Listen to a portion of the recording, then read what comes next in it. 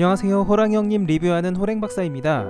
호랑이형님 2부 188화 가출편 리뷰를 시작하겠습니다. 지난 몇 달간 수많은 전투와 사건들이 숨가쁘게 몰아쳤었는데요. 이번 화는 마치 전래동화와 같이 예쁜 배경을 즐기면서도 아이들, 새끼동물 위주로 힐링하는 분위기로 진행됐습니다. 완급 조절을 위해서 한 타임 쉬어가는 느낌이었는데요. 그래도 리뷰는 생략할 수 없겠죠. 오늘 진행된 스토리들을 함께 보시겠습니다. 고획조의 피 때문에 시름시름 앓게 된 아비사. 지난 영상에서 말씀드렸던 것처럼 아비사가 앓는 병은 무고감이라는 병으로 추측됩니다. 무고감은 간병의 한 가지로 안색이 누렇게 뜨고 손발이 바짝 마르는 어린이의 병이라고 합니다.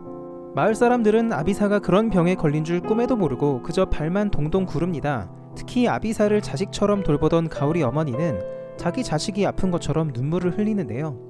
호형의 설정상 마을 사람들이 이렇게 슬퍼하는 것도 이해가 갑니다. 구다국은 어린아이들에 관해서 안타까운 과거가 있죠. 과거 마을에 연병이 돌아서 아이들이 가오리 빼고 모두 죽었는데 의술이 끊겨서 제대로 대응하지 못하고 아이들을 모두 잃었다는 언급이 나옵니다. 그러던 중에 마을에 아랑사와 아비사가 나타나서 마을이 다시 활력을 찾게 되죠. 비록 부모가 누군지도 모르는 남의 자식이지만 연병으로 아이를 모두 잃은 사람들에게는 눈에 넣어도 아프지 않을 만큼 예쁜 아이들이었겠죠. 이런 상황에서 아비사가 갑자기 병에 걸려서 시름시름 앓고 있으니까 걱정되기도 하고 과거의 아이들을 역병으로 잃었던 기억이 떠올라서 더욱 슬퍼하는 것으로 보입니다. 한참 아비사를 간호하던 중에 가오리가 도착하는데요. 아랑사는 너무나 오랜만에 만난 가오리를 보고 울음을 터뜨립니다. 그러고 보니까 작중 시간으로도 꽤 많은 시간이 흘렀죠. 가오리가 마을을 떠난 시점을 돌아보면 무려 추위가 뼈다귀 상태에서 회복한 바로 그 시점입니다. 이렇게 추위에게 옷을 입혀주는 장면이 나오는데 이때 이미 가오리는 떠나고 없는 상태였죠. 이후 추위가 어버버버 하다가 흠원들을 격퇴하면서 정신을 차리고 빠르가 추위에게 훈련받아서 강해지고 추위와 일영이 한판 붙고 일영의 백액 사건이 터지고 나서야 가오리가 복귀한 겁니다. 작중 시간상으로는 최소 반년 이상 경과한 거죠. 아랑사가 반가워서 울만합니다. 가오리는 병 때문에 누워있는 아비사를 물끄러미 바라봅니다. 과거 영상에서 둘의 남다른 케미에 대해 말씀드린 적이 있었죠. 아직 꼬맹이들이긴 하지만 뭔가 러브라인 분위기가 있는 것 같다고 말씀드렸었습니다. 호형 시놉시스를 보면 가오리도 언젠가는 흰눈썹에 맞서서 싸우게 될 텐데요. 그 착한 가오리가 흰눈썹을 적으로 여기고 대립하는 계기가 과연 뭘까 생각해본 적이 있습니다. 그 계기가 바로 아비사가 될지도 모르겠다는 생각이 들어요. 흰눈썹으로 인해서 아비사가 안 좋은 일을 당하고 이를 바로잡기 위해서 가오리가 출동하는 시기인 거죠. 여튼 가오리는 반년 만에 마을에 돌아와서는 아비사 얼굴을 보다가 그대로 잠들어 버립니다. 며칠 후 구다국 왕은 이대로 보고만 있을 수 없다면서 묘책을 생각해내는데요. 박수를 만나고 돌아오던 길에 만났던 동복이를 떠올립니다. 가오리와 함께 구다국으로 복귀하는 길에 추이와 황요, 녹치를 구해주면서 자연스럽게 동복이와 인연을 맺게 됐었죠.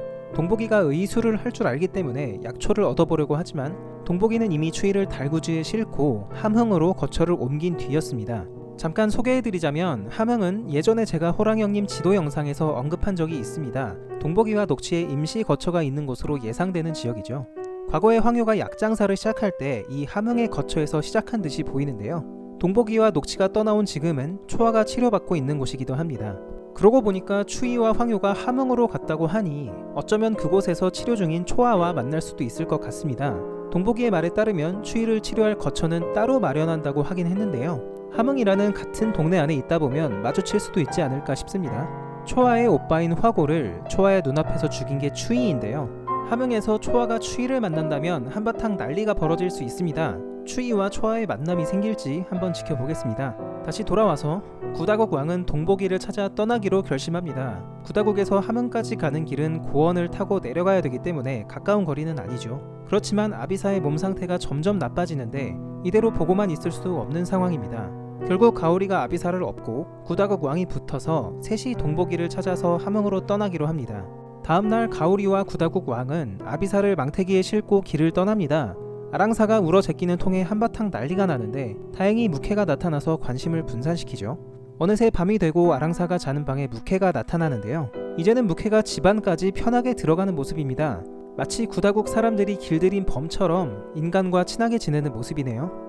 빠르가 이걸 본다면 이 멍청한 놈 범이 인간이랑 어떻게 같이 살아? 라면서 화낼 만한 장면이죠. 그런데 무케는 아랑사 아비사에게는 순한 범이지만 생각보다 더 빠르게 야생성을 익혀가고 있습니다.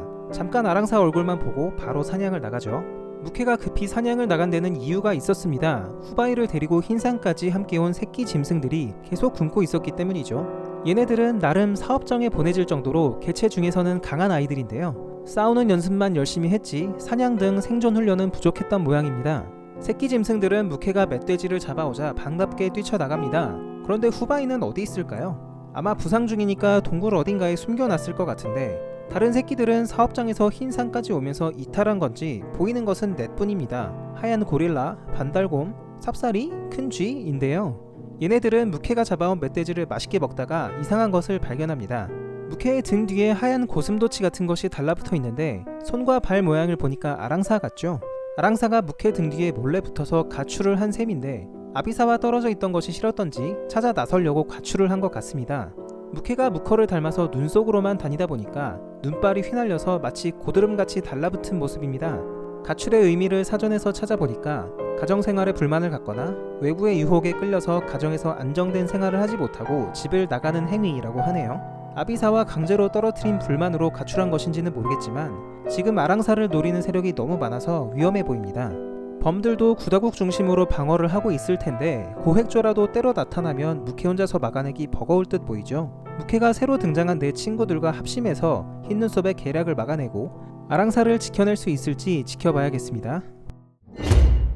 이번 화 댓글 반응도 함께 보겠습니다. 개인적으로 진짜 웃겨서 현우 터졌던 댓글이 하나 있는데요. 읽어드릴게요. 멧돼지는 왜 친구 안하고 잡아먹냐? 무캐가 멧돼지를 잡아와서 새끼 짐승들과 맛있게 먹는 장면이 있었죠. 이 장면을 두고 한 말입니다. 저는 이게 왠지 좀 웃기더라고요. 여튼 말 나온 김에 호영 세계관에서 멧돼지라는 존재는 과연 어느 정도냐 따져보는 것도 재밌을 것 같습니다. 호영에는 수많은 짐승이 등장하지만 그 중에서도 미물은 명확히 구분하고 있죠. 미물은 자아가 없고 동물적인 본능으로만 살아가는 순수 동물을 말하는 것 같습니다. 호영 세계관에서 멧돼지는 기본적으로 미물이에요. 멧돼지는 주로 빠르가 무캐에게 사냥을 가르쳐주는 용도로 나왔었죠. 후바이와 무캐가 대결할 때도 멧돼지는 미물로 취급됐습니다. 빠르가 대회 장소를 흰산으로 바꾸자면서 멧돼지 무한 제공이라는 조건을 걸기도 했죠.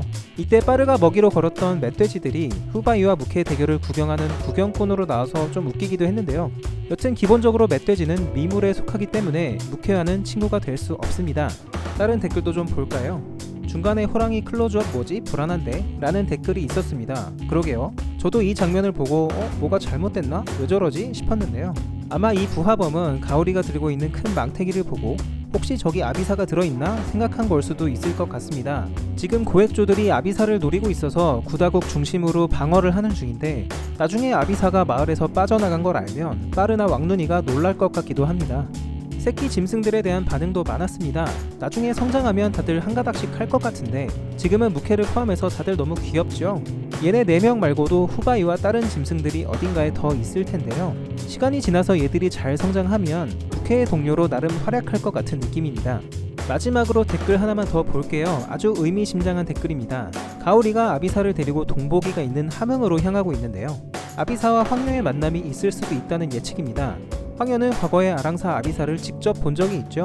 만약 황녀가 아비사를 알아본다면 흰눈썹에게 데려가려고 할지도 모릅니다. 그 과정에서 자신의 생명을 구해준 가오리 때문에 내적 갈등이 생기거나 추위가 정신을 차리고 황녀를 막아서는 장면이 나올지도 모르겠습니다.